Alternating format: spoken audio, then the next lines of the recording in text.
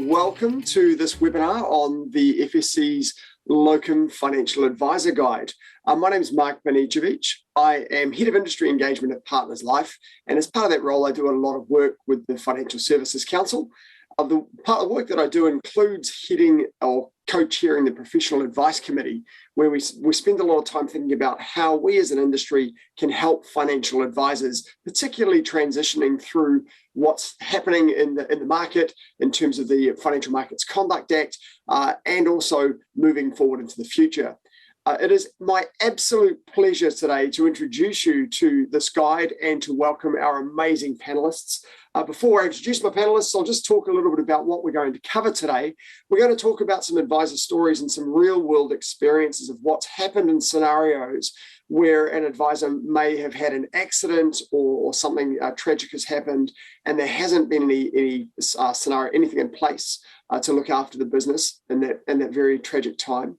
We're going to talk about the importance of a locum advisor agreement, who needs one, the risks and challenges of not having a locum agreement, and the importance of having an agreement and how to do that, and also how this guide can help you do so. So we'll get onto that a little bit later on.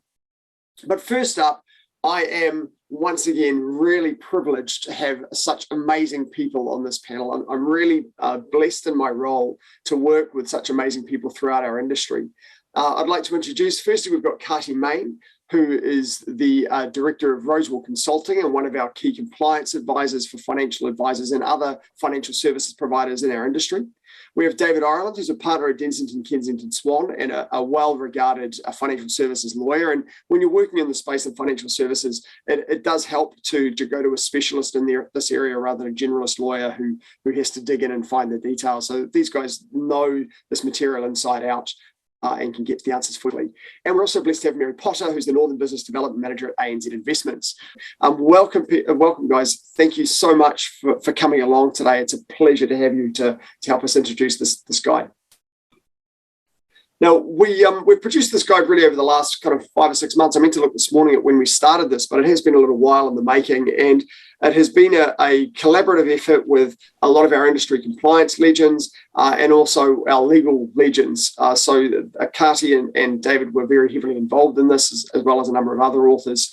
Now, before we begin, as I said, I wanted to talk a little bit about the issue at hand, because, I work in personal risk insurance, and I know many financial advisors are in that space as well. And we're often out at businesses as financial advisors. You're often out in businesses talking to them about the risk of what could happen to the business if a key person was suddenly unavailable to work in the business.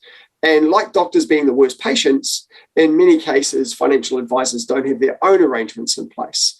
And we have had scenarios over the past few years where exactly that has happened. And very much like other areas of risk, the risk may be small and you don't want it to happen to you. The best insurance policy is one you never have to claim on, even though you've had to pay for it. But it does happen, and it has happened to people that we know, real people that we know. So, Mary, can I start with you to tell us a little bit of a story or two of how you've encountered it in your career? Sure. Thanks, Mark. And yes, I have been around for rather a long time, haven't I? But I'd like to start with my first story, and it's actually a success story where a few years ago, one of my advisors, unfortunately was only in his early 40s, was diagnosed with a brain tumour. So very sad. He was getting seizures, he was having to go in and out of hospital, and of course absolutely exhausted with everything that was going on. And again, I think it says so much for the people in our industry. There were 3 AFAs based down in the South Island. This advisor was Central North Island. Straight away, they put their hand up and offered assistance.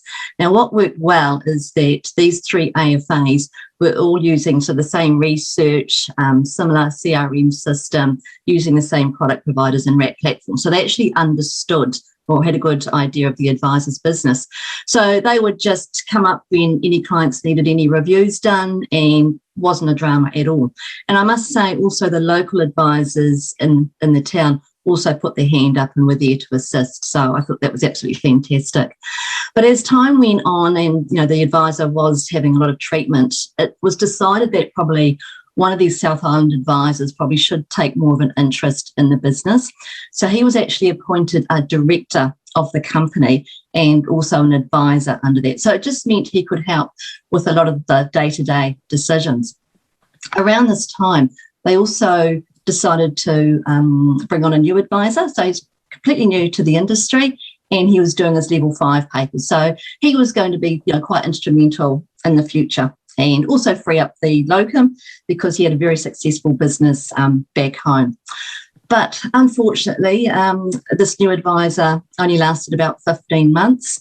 He went back to the industry he was part of before. So that was such a shame. So it just meant that the advisor and the family had to make a really hard call in terms of actually deciding to sell the business. And again, because this locum advisor was a director, it meant that he could actually assist in selling the business. And it was sold a couple of months later to a financial planning practice in the same town, which was absolutely fantastic. The office manager that was working with this advisor went too. So again, it just meant the clients had this friendly face that was still there. So it just helped with everything there. And, it was a very sad ending. The advisor unfortunately passed away 12 months later, but everything went smoothly. And what I also thought worked really well is that there was this open dialogue with everybody. So the advisor and the family were aware of what was going on the whole time. Staff were involved, but also the various product providers as well. So we all kind of went on this journey together, and there were no surprises. So that was good. Another case that I've got, really just following on from what you were saying, Mark, it's probably a bit like, as you say, the doctor's or the builder's house. Advisors are always too busy trying to make a difference, create the best outcomes they can for their clients, but they never sort of turn the camera around and actually look at themselves. So I had a situation where the advisor was the only director, sole shareholder, and the only advisor in the company. And unfortunately, they passed away suddenly, and it became quite a stressful time for the family because she was the only director. So in the end, they were able to appoint a family member as director of her company, and that meant they could then instigate that sales process as well. Again, we were fortunate that the markets were behaving themselves, not like what we're seeing today with volatility. So the clients were great because they had a very good, strong relationship with the advisor. There was an administrator in there that could be managed very well throughout. So in the end, the business was sold. And what was important to the family, which I thought was very interesting, is they didn't want to take the highest price. Because the parent had developed such a strong relationship with these clients over many, many years, that was really number one to them. So not so much getting the highest price, but it was continuing that relationship and making sure the clients were looked after. So that's just a couple of scenarios that I've come across. Right. Thank you, Mary. Yeah, they're really interesting about that point. As you just said, that it was lucky that it was a period that wasn't of high volatility in the markets, or similar in the insurance land. What would happen if during that period of trying to resolve things, a client has a tragic incident happen or a health event happen, and they need to contact the advisor and the advisor's not there. So it's about having that continuation of service through the process is the key thing that you're after with a locum arrangement. So cool. Thank you very much for those. Kati, can you share a couple of stories from your experience? Yeah, absolutely. Morning, everyone.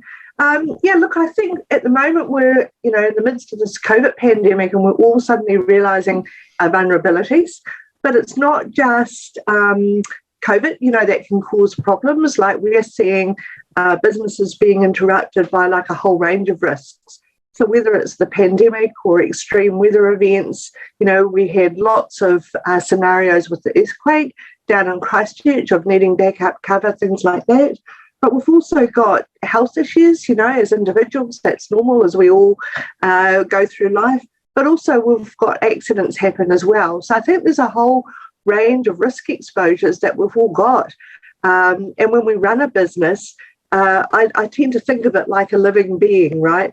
So that you've got to nourish it in order for it to grow and develop, but you've also got to protect it from sort of external forces. And really, this is what we're talking about today, is how do we actually protect it from some of those unexpected risks? And lots of the advisors here, give advice on insurances and so on. I tend to liken this locum agreement as probably the most cost-effective insurance that you could put in place for your business, if you're a small practitioner. Yeah, absolutely. I tend to, as a starting point, I think for anybody that's on this call, consider, is there anyone in your business without whom the business would struggle? And if you have that key person, then what is your mitigation strategy if that key person is suddenly not available? That's a key thing that you're trying to deal with here. David, have you got any stories from your experience of where a scenario has happened and left a business in a little bit of trouble? Kia ora, Mark, and morena, everyone. Yeah, sure. Look, when I first started off life as a baby lawyer before I became a financial services lawyer, I started off in Kensington Swan's estates and trusts team. So cutting my teeth on, dealing with personal affairs, private stuff with clients. And I've still maintained a hand in that because you develop these long-lasting relationships with clients. That was in the early days of the Protection of Property and Personal Rights Act, which is the legislation that governs enduring powers of attorney. So it was something that we'd started off, powers of attorney that let people, or that provide authority for an attorney to act if somebody has lost their mental capacity. Had a wonderful, great relationship with a successful client actually in the financial services sector, financial advisory sector. Guy done very well. He suffered a catastrophic stroke, like early 40s, sort of, fit guy. You never would have thought anything would happen to him. He'd taken out of play. He had an enduring power of attorney, which was great. So he was able to be looked after at a personal level. So his personal affairs, property, but there wasn't then anything extra about managing actually his business interests or the other bits. So yes, there was somebody in place to do stuff, but not the extra step of a plan to deal with his affairs. Absolutely, gold-plated, had the enduring power of attorney, which is great, and that's what we do focus on.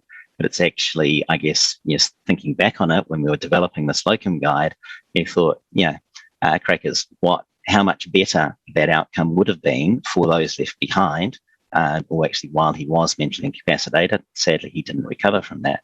But how much easier it would have been for those left to pick up the pieces had there been a properly documented arrangement in place to cover how he wanted things to work.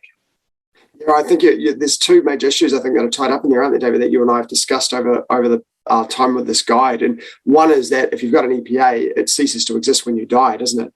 Mm-hmm. And then the second one is that the company being a separate legal person, and enduring power of attorney for an individual doesn't necessarily apply to the company, except insofar as the individual is acting for that company. So if the individual is a shareholder, then the EPA can act for the shareholder rights.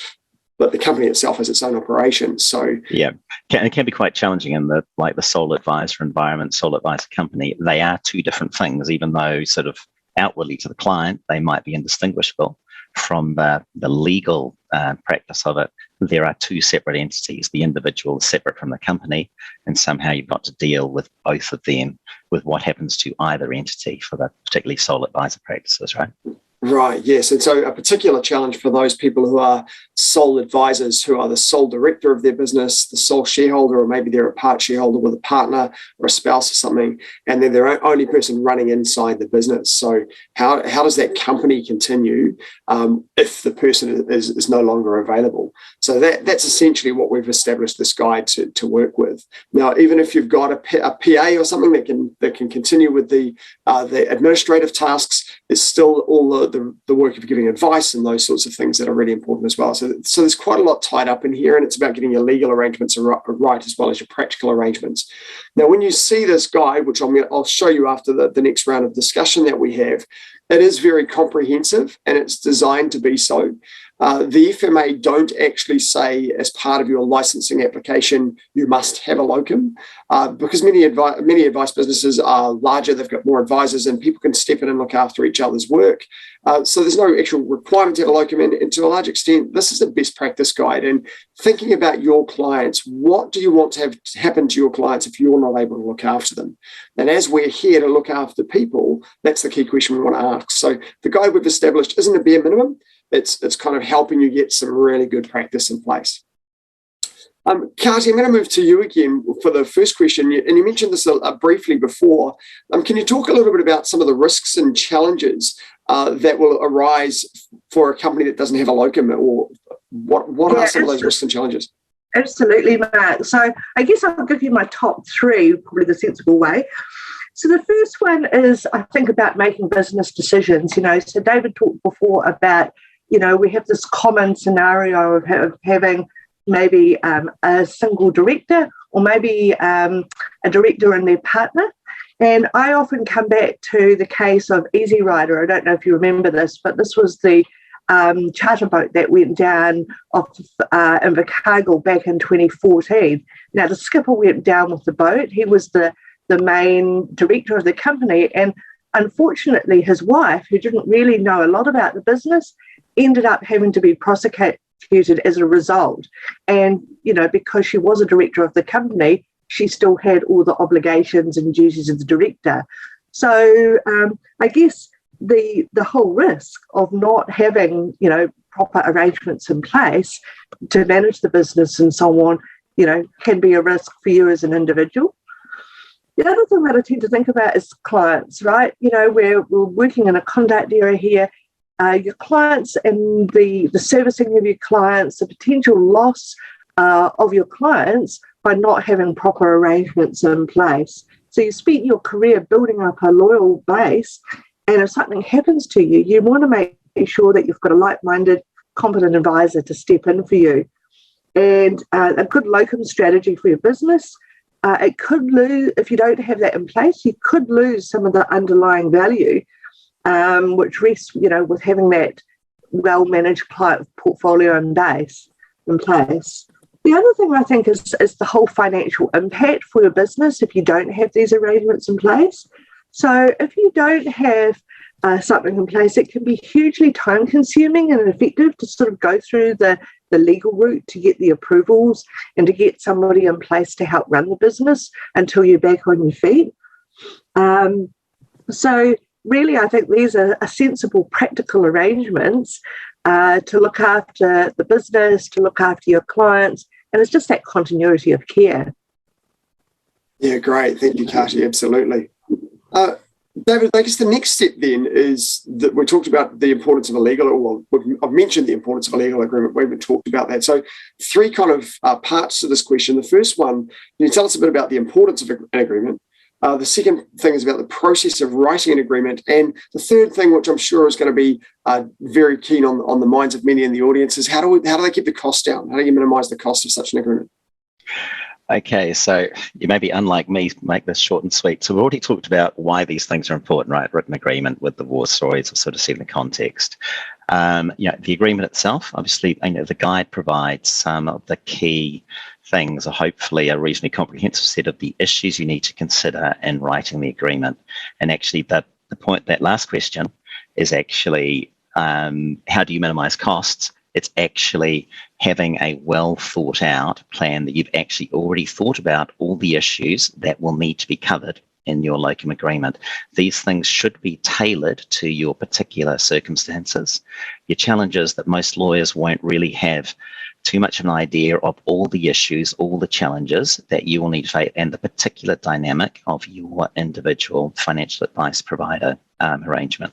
So a key thing you can do to minimize costs is actually bundling up all the issues you need covered in your agreement from your perspective, hand that to your lawyer and say, right, here you go, write up something to support this. This is what I want, and bang, you're done. Now, hopefully your lawyer will have a couple of other technical bits for you to cover off in your agreement. But actually, if you've got the guts of it and you've actually thought through, right, this is what I want to happen, these are the situations I need covered off, you will save yourself both a heap of cost in terms of getting the agreement right, and you can have more confidence that the agreement will actually cover off what you need to, because lawyers don't know what they don't know. And you need to fill those gaps for them. Right. So to taking that last part first, do your homework. Get all the details out first. So you're not paying the lawyer to facilitate the discussion between you and the locum and get all the details ironed out. You're just paying them to write the agreement. Yeah, absolutely. Often the agreement doesn't take that much time. It's actually fleshing out what needs to be covered. And so the more you can save from those earlier planning discussions, sort of bang, here it is, you do it, the more you're going to save and the more efficient the process of engagement with the lawyer will be. Well, have we got a solution for advisors for that then? Excellent. Thanks, David. You get your spot of the segue, right?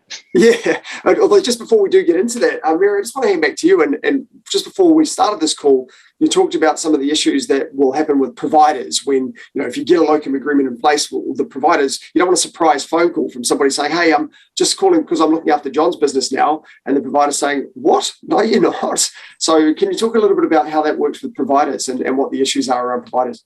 Sure. And that's why I think it's really important when you're thinking about working in with somebody else, you do approach the providers to start with, because your BDM or your provider will probably know someone that's in a similar business to what you are as well. So if you talk to your providers, I think the key is probably looking at whether you've got a distribution agreement with exactly the same providers as well. Do they have any restrictions? Like, do you have to meet minimum education requirements? So, for example, it might be you might have to have the investment stream, or if there's mortgages involved during the residential property lending paper. There could be annual product accreditation requirements as well, access to client portals as well. So that's why I think it's important just to have those discussions at the beginning rather than at the end, to make sure that it will be suitable. And look, you might find that you might have to have 2 or 3 different locums depending on the range of products and services that you are providing as well. Yeah, absolutely. And I'd posit to say that there's a little bit of maturity for the providers to step through as well, right? So if advisors start to ring up and say, look, I want to talk about my locum arrangements, and providers might start to be thinking, oh, okay, we need to record this information. What information do we need to store so that if that call happens, it's not a surprise? So I think there's some growth for the entire industry to happen in this place. Yeah, thank you, Mary. Now, just before I bring the guide forward, the next part of what we cover off for the rest of this webinar, we're going to be answering questions that come through from people that are on the call. So the Q&A function is there. Please fire your questions into Q&A. And after I've introduced the guide, we're just going to pick elements of it out and answer questions from those of you that are on the call. So please fire those through into Q&A. And without any further ado, here is in chat the link to the guide. And I will share this with you on screen and show you a little bit about what we've done. As I said earlier, this is designed to be very comprehensive. What I didn't want to do when we put this guide together was to give you something half-fleshed and just raise some of the issues and then have people go away and use this very brief guide and then come out at the end of it and realize that it didn't have enough detail to actually work. So we've tried to cover as much detail as we can in this guide so that what you produce off the back of it is actually going to be a robust working arrangement. It's kind of what we've aimed for. So in doing so, we've tried to make the guide lay it out in a way that's really easy to follow and easy to find what you're looking for. The contents page, as you can see, it's a long guide with a lot of detail in it, but we've summarized it in a number of places so that you can very quickly find what you need and then flesh out the areas that you're looking into. A little bit of an introduction. You'll see on all of these pages, there's this orange box, I'll put me gold. I'm clearly showing my lack of skill with colour. Hopefully I have skills in other areas. But that box has got summaries of what's in that section. So if you read that summary, you think, okay, yeah, I need to learn a little bit more about that, so you can read the rest of the section to get the detail. And that's working throughout the guide. We've also got, thanks to Cardi's genius idea when we were working through this process, we've put in another case study, the same way we did with the disclosure guide. So we're following the experience of an advisor named Sam, who's working through this process of creating locum advisor arrangements. Now, one of the things that you'll notice with Sam is she already has a strong relationship with a business mentor in that guide, and you'll find that's an anchor for this process. So even though you may be a sole director and a sole advisor in your business, having somebody that you can talk to in your business is going to be a major, major help when you're working through this. I do note here that we're not trying to give you specialized advice for your business with this guide. We're just doing some very general information to help you through this process, and it's not a substitute for strong advice. In fact, the contributors to this guide and some other of the experts that work in the Financial Services Council, the details are towards the back of the guide, so you can contact people to get more help if you need it. But start by reading through the guide and doing as much as you can to reduce those costs. There's a little bit here about what the regulatory requirements are, and then we've got a quick reference guide. So it takes all of the sections of the rest of the guide and gives you a quick paragraph to say this is what it covers in the section and tells you where that page is. So it's 3 pages of summarizing all of those sections. And then we get into the detail. As you can see at the top there in that yellow, orange, gold something box, there's I should have asked our designer what color that is, so I wouldn't look like such an idiot when it comes to color. You've got the key points for the section, and then the detail around the section. At the end, you've got the case study and how the case study applies to that particular section. So there's a bit about finding a suitable advisor who you talk to and how you can make that happen. The case study for Sam. A bit of a comment about a lot of advisors that I speak to say, well, the provider can just look after that for me. And there's a bit here about why quite often providers aren't the best locums. For example, if you're an advisor that works with multiple providers, and how's that going to work? If you've got a client calling up and they maybe have one product with one company and another product with another company, who's going to look after that client? So quite often it's just not practical to have a provider do that job. Working through the agreement. I'm going to skip through now the sections because we'll come to those in a little bit more detail, but you can see these topics as I go through. The detail of hardware and software, activation, notifying your clients, who's going to oversee the business while somebody's acting as locum for you, what you do when you're returning to the business. So there's a lot of detail in here about how to make this happen and how to get it working appropriately. This is all about the immediate term stuff. And then we think, okay, well, what happens if your absence is going to be longer term? So actually, this comes back to a comment that Murray made in the chat earlier on. Thank you, Murray. It's great to have you here today. A lot of this is about what happens in the immediate and short term. And then towards this part here, we're going, okay, well, what happens if this extends out a little bit longer, where you may have to consider whether it's a business sale or what your other thoughts and things are.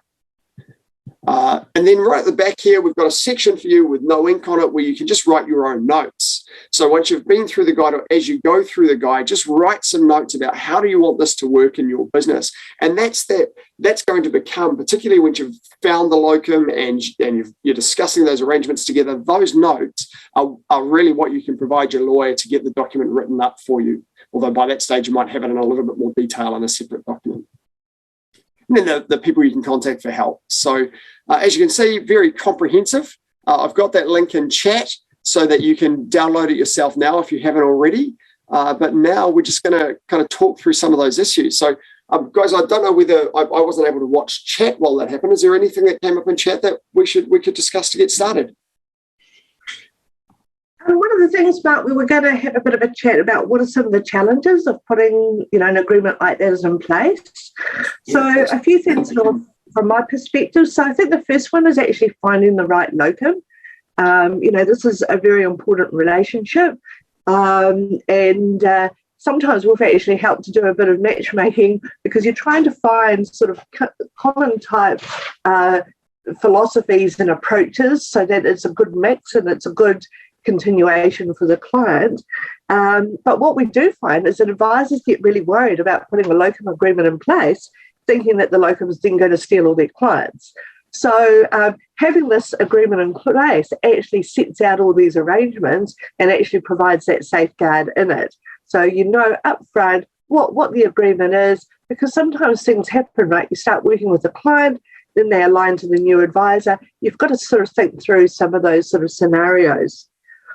The other thing that I find is there's just so many things to think about, when we wrote this guide, it was literally 1,000 questions of all the different types of things. What are you going to do here? Have you thought about this? Which is where we sort of tried to break it down into some easy steps.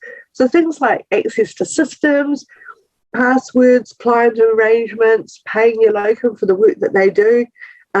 Hopefully, that's why the notes part on that back that you pointed out is going to be a really good, helpful tool for preparing and putting down notes as you go. Because as you say, when you go to someone like David for help, it's going to be so much more efficient if you sort of thought through all the things that you want included into your agreement.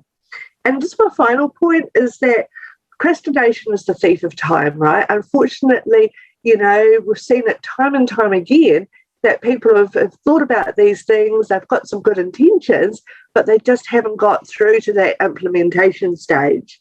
So failing to actually act on this could really impact on your business in the long run. So just do it. Get on, get it done, put it behind you, but do it properly, because if you need to rely on it, you need to know that it's going to stand up and stand, for your business. Yeah, absolutely. And there's a good point that's come up in chat that's related to this around the capacity as well. So, I've met over the years a number of advisors that say, oh, yeah, I've got an arrangement with, this advisor here, and if my business goes down, he'll look after mine and I'll look after his. And some of those questions that you just mentioned around, do they have access to your systems? Do they know how to use your systems? Do they use a similar system or a different system? Are they going to be getting on and trying to plug this thing in and go, oh, how does this thing work? Or do you have a PA that can do that administration for them? But a key one that Jared has raised in the chat there is around capacity. So if you're a sole advisor business and you have an arrangement with another sole advisor business, think about the practicalities if one of you falls off the planet. The other person is now suddenly running two businesses. Do you have enough hours in the week to effectively run two businesses? So is that arrangement actually practical? So these are the sorts of details you've really got to dig into when you start making these locum arrangements. As Mary said, you may need to have 2 or 3 locums that you kind of work together as a team. So between you can look after this person that has fallen off the planet. So how is that going to work? David, is there anything that's cropped up for you that you'd like to talk about? Sure. Yeah, look, there's one about FSP registrations, of recognising that actually if you're a sole advisor business and you've therefore applying for a Class 1 licence, you appoint a locum. Does that suddenly mean you're a Class 2 licensee because now there's 2 of you? The answer, of course, your classic legal response is it depends. But if you step back, a locum appointment, if it's documented so the locum only steps in once you cease to be an advisor, is still a single advisor business. It's just that you have subbed out yourself as the primary advisor, new advisor jumps in.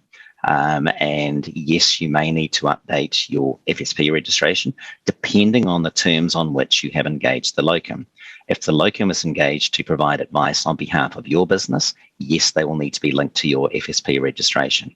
However, your locum arrangement might just say, no, you're not giving advice on behalf of David Island Financial Advice. You're actually going to, I've appointed Mary as my locum. Mary is actually going to be providing advice on her own behalf. It's just we've got a deal. She's going to look after my clients as part of her business as a possible option. There is a whole raft of possibilities, ranges of the way you do it. If, however, you do say, that all sounds a bit complicated, I want to have something in place now, yes, I appoint Mary as another advisor in my business. Yes, I've become a 2 advisor FAT. Therefore, I'm going to be applying for a Class 2 license.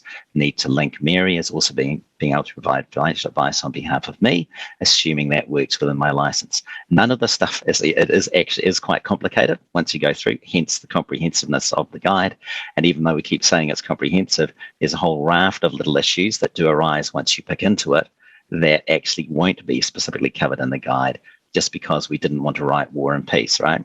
It's long, but it's still actually relatively concise because of all those issues and complications. The fact that it's complicated and challenging should not stop you actually trying to address it. You actually just need to grapple and just work through practically what is going to happen, how's it going to work, and actually have the conversations now. I think, as Kati pointed out, key thing is don't put it off. Do it now while your relationships are good and work through it. Yeah, right. And while you're still physically capable of doing so and mentally capable of doing so. Thank you. That is a really good point. And I've had a number of discussions with advisors about the Class 1, Class 2 license choice. But as you said, your locum advisor doesn't sit on the FSPR engaged by your business the whole time. That kind of happens when the agreement's activated. Otherwise, there's a risk potentially of misleading the public that this person works for your business when they don't actually work for your business at all. So there's a lot tied up in there. And that's one of the first questions we ask in the guide once you've kind of figured out who you're going to work with is whose financial advice provider is going to be providing the service. Is somebody stepping into your business to provide it on behalf of your business, or is somebody giving advice on behalf of their own business and just having that kind of relationship with you? So, and that, of course, has got privacy issues tied up with it. You have privacy consents to share the client's information with that other business. So there's kind of a lot tied up in here, and we try and unpick it in as logical a fashion as we can with this guide, so that rather than going, oh my God, where do I start? We're giving you that starting point, giving you that step-by-step guide for setting this up.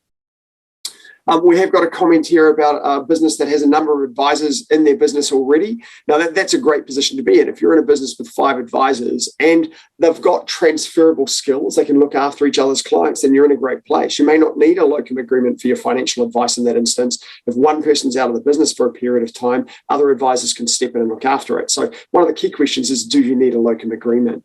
If you've got 1, maybe 2 advisors in your business and one's a mortgage advisor and one's an insurance advisor, then that's when you've really got to start considering these things. Barry asked a good question about whether you'd extend your locum agreement with a succession plan or a buyout agreement. So you're thinking about the short term, what happens immediately, and the longer term. Anyone got any comments about that? About should you extend your locum agreement right through to potentially a buyout agreement? I'll jump in. I'm keen to hear Mary's thoughts as well. But I guess the point is the locum, there is a danger in trying to eat an elephant all at once. You sort of need to eat it one bite at a time. But actually, I guess the locum appointment is addressing that immediate concern. Absolutely, it could be related to a buyout agreement or a replacement. That is quite logical, and yes, something you want to feed into it.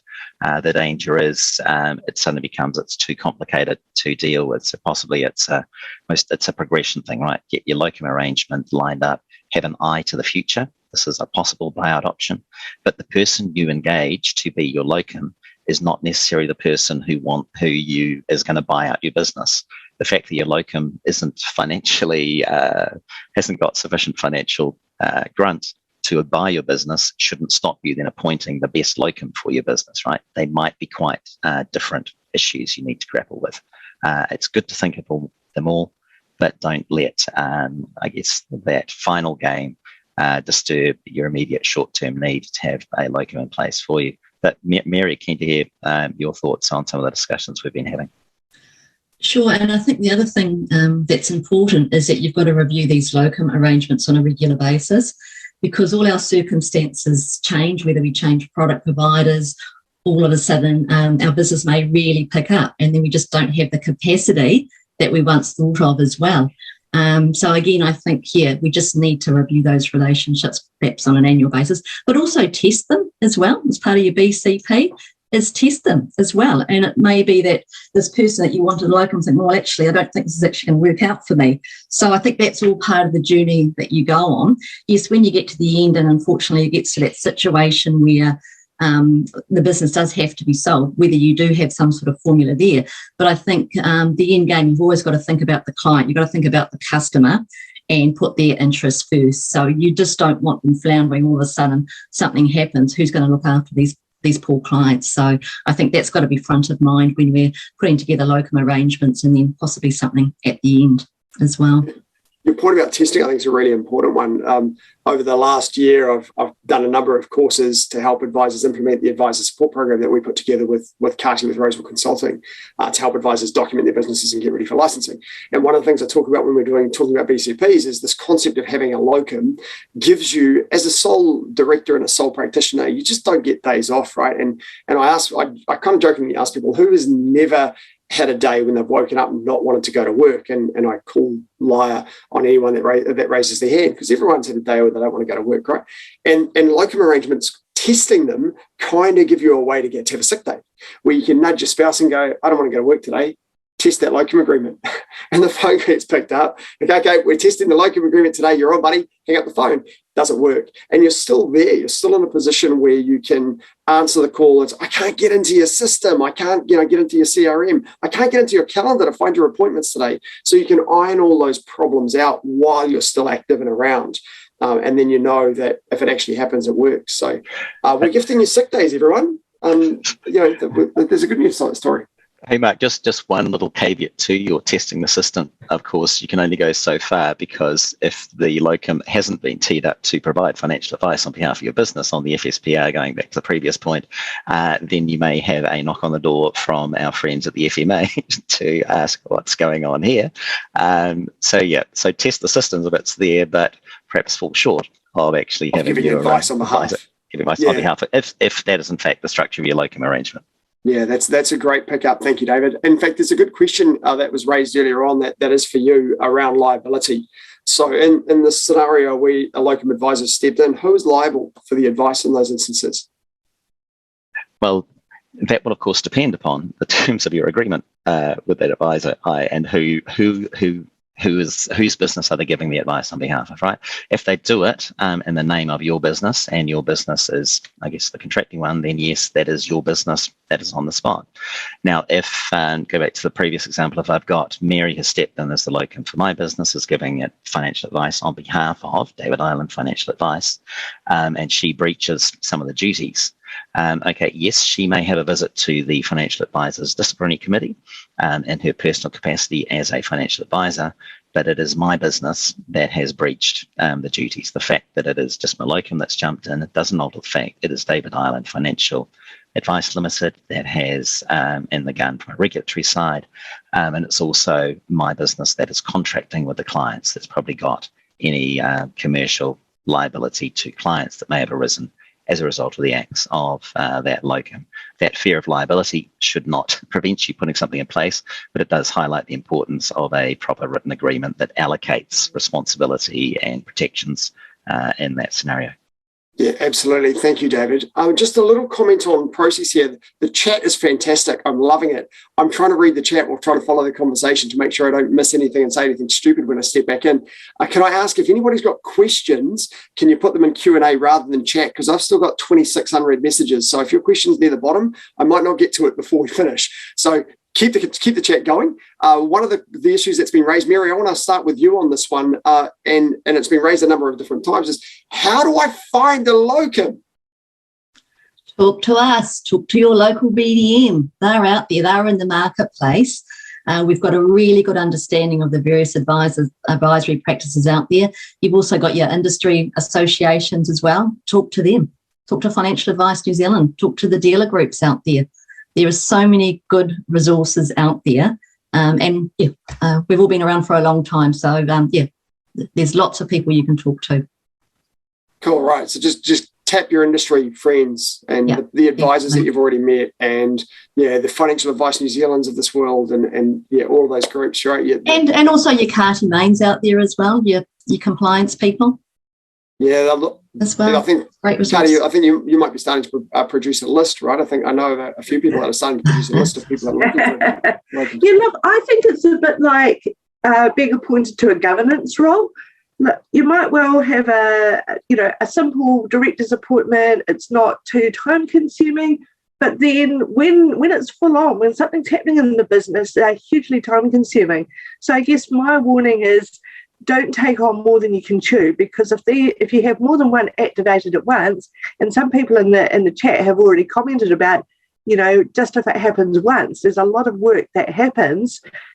So my best advice is, when finding and appointing a locum, don't overcook how many potential appointments that you take on, because it could end up being a huge job. And saying that, one of my advisors said, when he asked someone to be a locum advisor for him, he said he was relieved when he was asked.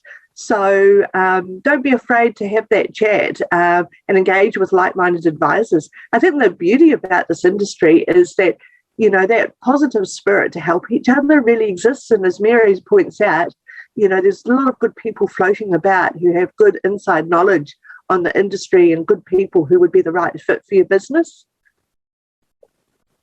Yeah, brilliant. Thank you. We've got a question come through Q&A, which is great. As I said before, I'm trying to follow chat and see what I've missed. One of the suggestions that's made in chat around finding a locum is potentially looking for a retired advisor, and Nicola points out really strongly that a retired advisor could be great, but remember, they've got to be active on the FSPR, so they've got to be current on the FSPR, and they have to maintain their competence. So, and they'll have to potentially maintain accreditations with the providers as well. So as long as your retired advisor is keeping up all of those things up to date, then they'll have the capacity, so that could potentially be a good solution, but they've got to make sure all those other boxes are ticked as well. I'm going to jump to the question that's in Q&A, because anyone who follows instructions deserves to be listened to first. From Paul, has any thought been given to what PI insurers' stance on locum arrangements is? Can anybody comment on that? Hopefully the PI insurers. I just look, absolutely, it is a tricky one. And the key thing is, talk to your broker and get through to your PI insurer. Yes, you absolutely need this in place from a BCP side for your standard license conditions. Have that in place. So you need to have the locum. But yes, you should be talking through your broker, making sure that your professional indemnity insurer is aware of this is the arrangement that's coming in place for your business, and get them to raise the issues, I guess, would be the suggestion there. Yeah, right. And I think if I were in the shoes of a PI insurer, where's the greater risk for the business? Is the greater risk where the business suddenly stops providing service, or where the business can continue to provide service? So, you must reverse the question that actually the PI insurers should be putting the question to the advisors: have you got a locum? Have you got a locum? Because if not, then actually your business is a greater risk. You're presenting a greater risk to me as the insurer, because it's all going to go pear-shaped if something happens to you. Yeah, absolutely. Yeah, thank you, David. Carter, you commented that you wanted to tackle a privacy question. Do you want to give that a go now? Yes, somebody asked how this works in with the Privacy Act. So I think one of the things that sort of we've been learning since the changes to the Privacy Act came in late last year, or 2020 took effect, was that how many changes and impacts the Privacy Act 2020 actually has. So there's a whole lot of touch points across your business.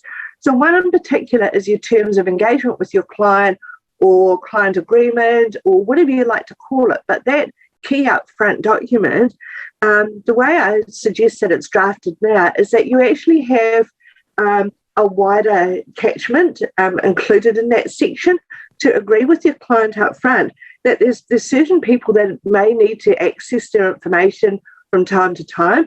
Definitely, this is a requirement that FMA have access to the client information and records, but also your compliance partner or auditor will need to review files. Your disputes resolution scheme may need to look at the information if there's a key dispute, but also now the locum. So I would actually build that into that, and that's how you would actually address that and safeguard that. Is that something that you've had to draft, David? Yes, no, we have, I guess, covered that or jumping into it. The key thing is make sure that your locum arrangements is actually factored into your privacy statements, your disclosures. I think the key word is transparency, right? The way the Privacy Act works is, so long as it's clear, it's perfect, so long as people know what is happening for their information and that is a good, proper, lawful purpose, generally you are good. It's where clients suddenly get a surprise. Again, my scenario, Mary's jumped in to look after my business, and it's her business. This is Mary Potter, Financial Advice, doing it. Suddenly my client gets contacted from Mary, and she's got all their personal information. If I haven't told them about that, or that's a surprise, given the scope of the privacy disclosure I've made, then my business has a problem. And instead of the FMA knocking on my door, it will be the Privacy Commissioner. Thank you, David. Actually, I'm sorry that the next couple of questions are also for you. Legal is going to be clearly a key area. One question actually that you raised, so it's your own fault, is there any reason why we wouldn't just produce a locum agreement template that advisors could just fill in the details of? It's classic, and we did have a debate about this one, and the point there is, I guess, FSC, whilst it's covering a lot of grounds and sort of, as a broad church of the services delivers, providing legal advice and support, it's not currently part of, I guess, the FSC scope. And the other point with it, or two other points, one is that template agreements in this scenario are incredibly dangerous in terms of basis, because the risk is somebody will jump onto it, grab that agreement, and won't have a properly considered legal input into assessing, tailoring that for the situation, the scenario. This is not a job, something that you should do on the cheap in terms of grabbing an off-the-shelf agreement, bang, here we go. Everyone's individual financial advisor dynamic is different and will probably require different tailoring. You're way better to get something tailored where you've actually got some considered advice from a legal expert that is tailoring something for your scenario. These agreements are going to look quite different depending on your particular dynamic, what you want. We could not produce a simple form template that would actually probably be negligent on our part just to release such a thing, because you're just setting people up to fail. Yeah, cool. Thank you. And the other question that's come through chat is, having another FAT give advice on your behalf essentially requires an interposed person arrangement, which has to be approved by the FMA and documented on their respective FAT licenses. Class 1 license holders cannot enter into interposed person arrangements. Any comments on that? Your point there. So again, I'm not appointing Mary Potter Financial Advice to be my locum. I'm appointing Mary Potter to be a financial advisor under my license, if that's the way I go. And that kicks in once the locum arrangement is effected. So she would then jump in. So it's not an interposed person. I'm directly engaging with Mary. So my locum agreement is not business to business, would be me to the individual. Unless the locum arrangement is actually I'm getting Mary's business to look after my clients, in which case they're not doing it on behalf of me. It's just simply a contractual arrangement. Her business is going to look after mine.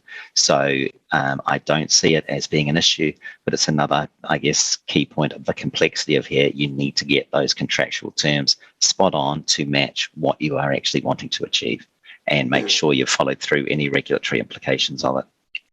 Great, thank you. I'm going to fire the next one for Mary, although I'm sorry, Mary, we haven't prepared this one, and I'm not sure whether you're going to be able to have answers for this.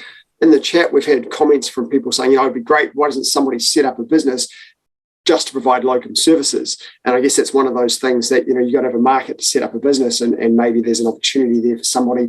There are some businesses out there, as Barry's made a comment, that are providing locum services for small businesses. Are you familiar with any practices that are out there that are saying that we provide locum services? Have you had any thoughts on? You've said before that advisors can come to people like you as the BDM and have conversations. But are you aware of anybody that already has locum arrangements in place, or businesses that are starting to think about that sort of stuff? No, but it's interesting because it must have been, close to 20 years ago.